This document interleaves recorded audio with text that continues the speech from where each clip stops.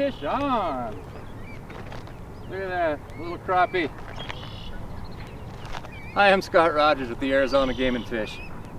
I've had several people ask me to make a series of videos on how to fish. So this is video number 1, and we're going to be talking about equipment today. Now you can do it with a stick, a string, and a hook.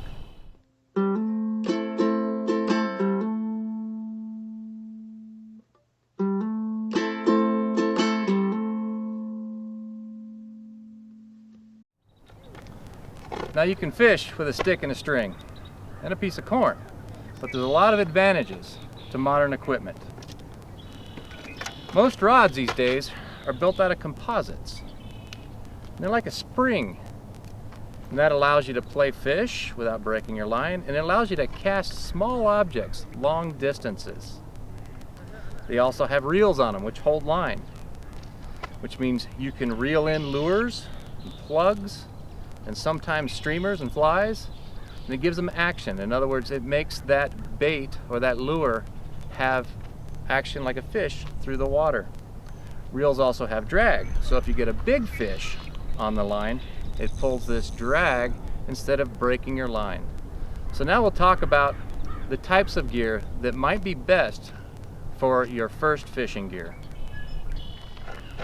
Now when you walk into a fishing store, it's a bit overwhelming. There's just stacks of rods and reels and shiny stuff everywhere. I've been fishing for almost 40 years and I don't know what half of it does.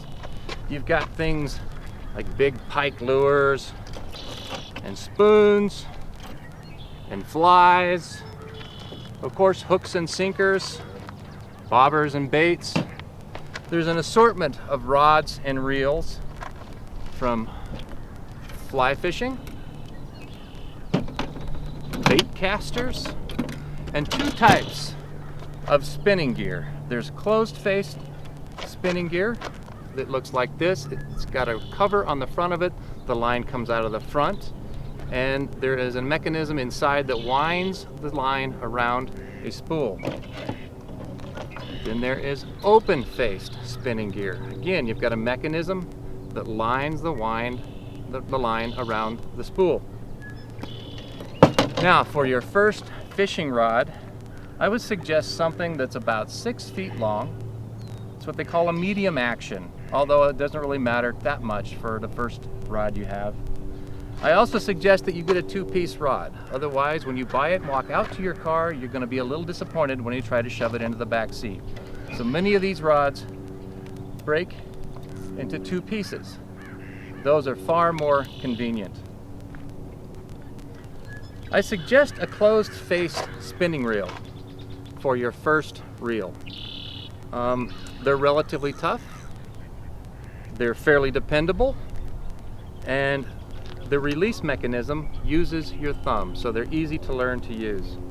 Alternatively, there is the open face reel, in which case when you want to release the line, you have to do what's called opening the bail. Now, if you've got a kid, it's the weight and length of the rod that matters. So if you've got a small kid, like 5 or 6 or maybe even younger, these kids' rods with a spin casting reel are excellent. This one's my son's. Now you're also going to need some hooks, some weights, maybe a bobber, some line, and some bait. Let's talk about line. The line that comes on these rigs out of the store is frequently too heavy. Now you may get lucky and find a rod with the appropriate line. So let's talk about the weight of line. And lines come in test pounds. Test pounds is the amount of strength that it takes to break that line. Of course, the heavier line that breaks with more of a tug is much thicker. The problem with really thick line is it's very difficult to cast small objects large distances with that.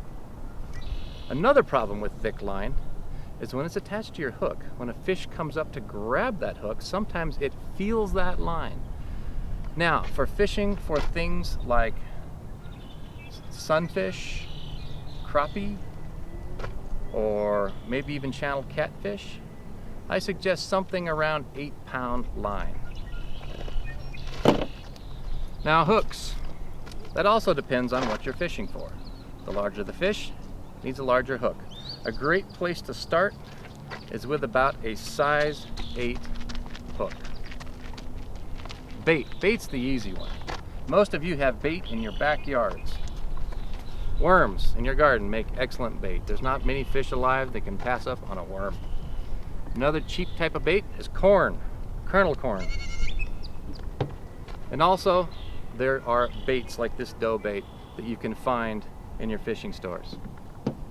Split shot is one of the best types of weights to start out with. Small ones, probably less than an ounce. Now you can do this for cheap.